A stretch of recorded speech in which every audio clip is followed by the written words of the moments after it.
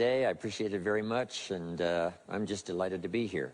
How many of you have never seen me before? This is your first time. Wow, everybody. I keep thinking I'm famous, but I guess, you know, that settles that. Anyway, nice to see you. I've got some interesting ideas to share with you. If you're ready, say I'm ready. And if you'll take some good notes, I got some lists for you to make that you can take home with you and ponder at later times. Some of the things I want to share with you. I was raised in Southwest Idaho. My parents gave me an incredibly excellent start in my life, which I appreciated very much. But I quit school at age 19, unfortunately. My reasoning was, I'm smart enough to get a job. How much smarter do you need to be? And with that shallow thinking, I quit school, age 19, and got a job, went to work. A little while later, got married, started a little family, and I'm struggling and, you know, trying to do my best. But it seems like each year I'm falling just a little bit further behind. Finally, age 25. The climax of my sort of, you know, weariness with where I was, not doing as well as I thought I should. I hear a knock on my door, and I happen to be home alone. When I opened the door, there was a little Girl Scout about this tall selling Girl Scout cookies.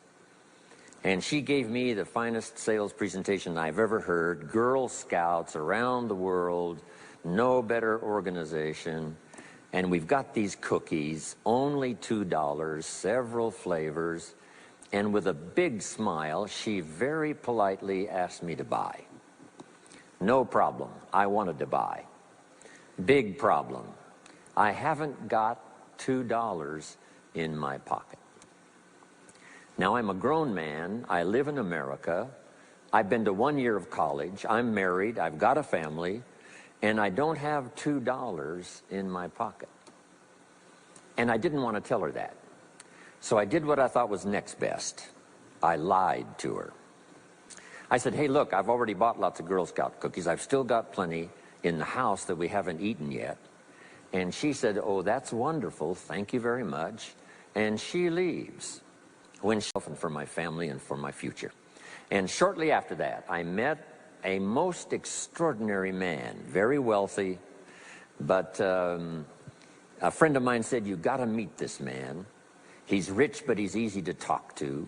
He's got a unique philosophy of business and life. And the more he told me about this man, the more I said, I've got to meet this guy. And shortly after that, I had a chance to meet him. Sure enough, when I met him, I was impressed. Obviously, he was rich, but he was friendly and easy to talk to. And I said to myself, if I could just get around someone like him, and if he would coach me, I would be willing to learn anything. I'd love to be like him. Well, my good fortune was he invited me to join his company, and over the next 5 years, my dream came true. He coached me and taught me how to turn my life from pennies to fortune. And he's not alive anymore, but I'd like to pay tribute to him one more time, Mr. Earl Schoaf, for the dramatic impact he had on my life, especially during that 5-year period. And so my whole life turned around.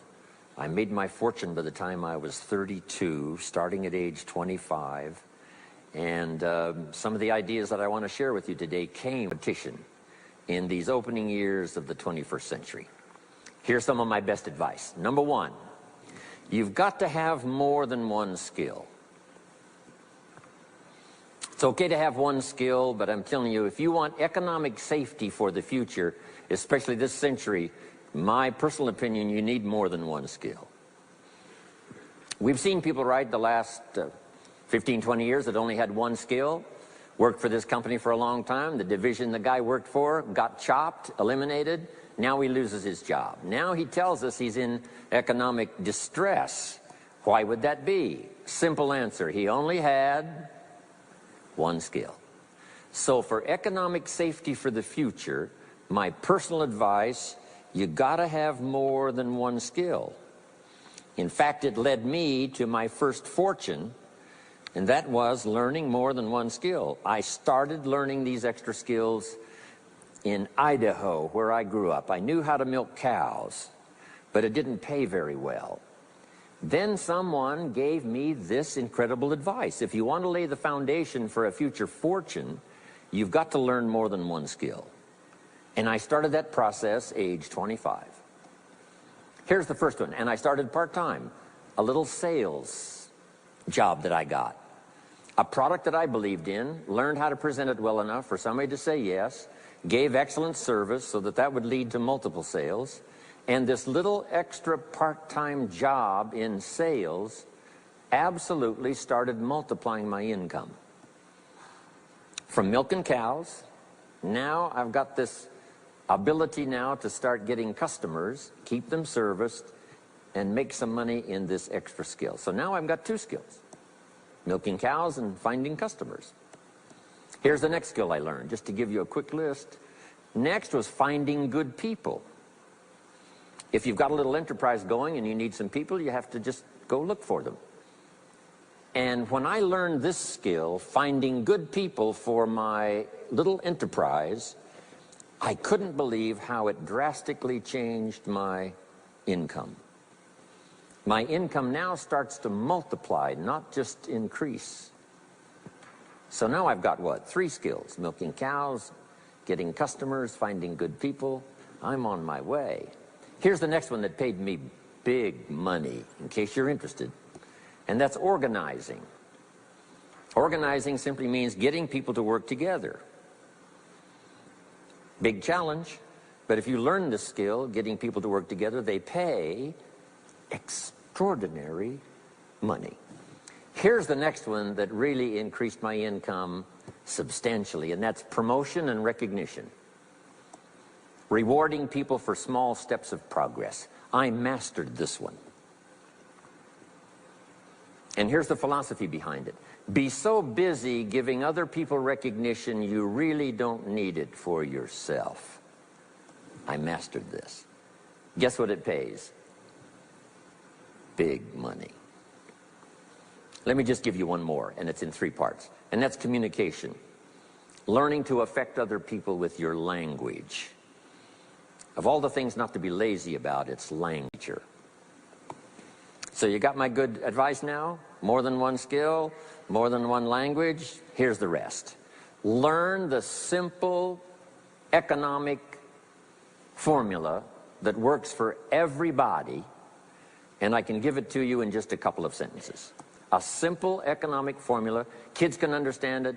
Anybody can understand it. Anybody that wants to get paid. Here's the language for your notes. We get paid for bringing value to the marketplace. That's as simple as you can put economics. Anybody that wants to get paid. You get paid for bringing value to the marketplace. The marketplace is the people. Now, the value we bring is one part of it.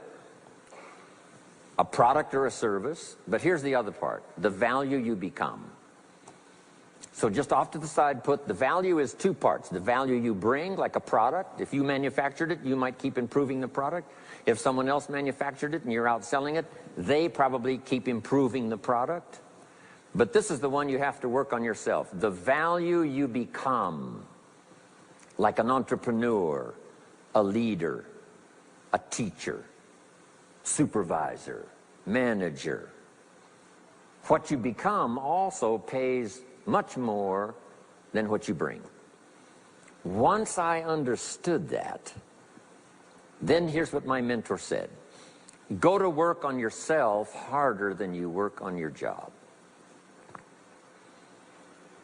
If you work hard on your job, you can make a living. Then he said, if you work hard on yourself, you could make a fortune. So I worked hard on my job and made a living, but I learned, starting with those extra hours per week, learning these extra skills, I started working on myself. And here's a philosophical phrase everybody should take home. Here it is. Success is something you attract by becoming an attractive person. Success is not something you pursue. It's what you attract by becoming attractive. By becoming attractive to the marketplace. What would do that? Multiple skills, multiple languages, and then some of the things I'm going to talk about the rest of the seminar. So, now what else would help you to be attractive to the marketplace besides more than one skill and more than one languages? I've devised ultimate negative life: ugly, sick, broke, and stupid. So learn all you can. We're affected by what we know, so get the information. Don't be lazy in learning. Don't be lazy in going through the books, building your library, coming to classes like this consistently. Some of them will be so dramatic, your life will never be the same. Maybe this is one of those today. Next, we're affected by how we feel, attitude. This is the emotional part. We need the intellectual part to set sail, so as the winds blow, we can still get where we want to go. Redefine, keep strengthening our psychological and philosophical guidance system. But now we're also affected by the emotions. That's the power. And jot these notes down as I hurry along now.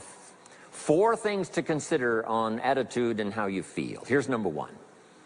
It's how you feel about the past. It's important to make the past useful. Past experience, even past losses, past failures, as well as successes. To review it and go back over it, see where you went wrong, correct that, invest that now in the future. Don't live in the past, and don't carry the past around like a burden, but simply use your past as one of your mentors to help refine mistakes, make some changes that you can invest now in the future. Here's the second attitude. It's how you feel about the future. We look back for experience, but number 2, we look forward for inspiration. Now, where does the inspiration come from? Looking forward. Here it is, learning to set goals. Number 1, decide what you want. Takes more than 5 minutes. Take some time and decide what you want. Where do you want to go? What do you want to do the next 10 years, 20 years? What would you like to become? How many skills would you like to learn? What are the books you want to read? How about the people you want to meet? The cities you want to visit? Experiences you'd like to have over this next period of time? Start thinking about all of that. Here's the next key. Write it all down. This activity. We're affected by what we do. Now we've gotten to the formula of how to turn ideas into reality. How to turn imagination into substance. It's called number 3, activity. So add these notes to it now. Activity is the work. Activity is the labor.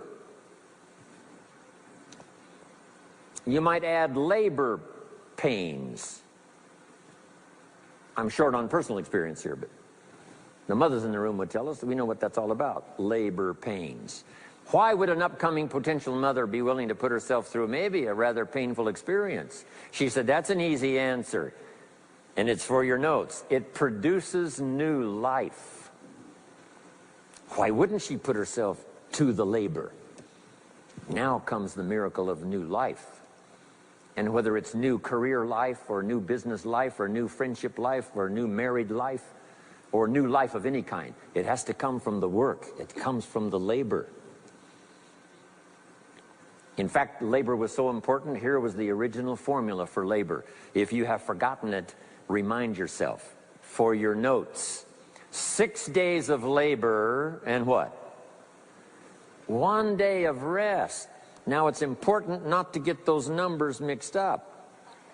Why is that? Here's why. Why not 5-2? I don't know. Maybe 5 and 2 would be okay. If God would have thought of 5 and 2, he might have made it 5 and 2. Right? You can't think of everything when you're putting one of these together. But maybe one of the reasons for 6-1, jot this down now. If you rest too long, the weeds take the garden. Not to think so is naive. As soon as you've planted, the busy bugs and the noxious weeds are out to take it. So you can't linger too long in the rest mode. You've got to go back to work. 6 days of work, then rest and spirituality and friendship and change of pace. And then go back over the last 6 days. What did I do? What did I miss? Who did I miss? What happened? So that I can invest those corrections in the next 6 days of higher productivity. Have you got that now? 6 days of work, 1 day of rest. Don't get the numbers mixed up. Activity. Now, activity finishes the miracle. Good question for your notes. How did this convention center get here? Let me give you the steps. Number one, somebody saw it while the property was vacant. You say, well, how could you see a convention center if it isn't here? It's the only way it will be here. And somebody has to see it so clearly they can draw a picture of it, saying, this is the convention center. You say, no, it isn't there. They say, yes, this is the convention center. The artist's rendering shows you a picture of what isn't there. That's the beginning of imagination. So to turn nothing into something, here's what you do. Imagine the possibilities. That's why we recommend testimonials for someone to say, hey, I started with pennies and I made a fortune. And when they finish, sometimes they say something like this: if I can do it, what? You can do it. And we start imagining the possibilities. Here's number two. Have faith to believe that some of them are possible for you. And both imagination and faith are powerful forces. But we still don't have a hotel. We still don't have a house. God bless.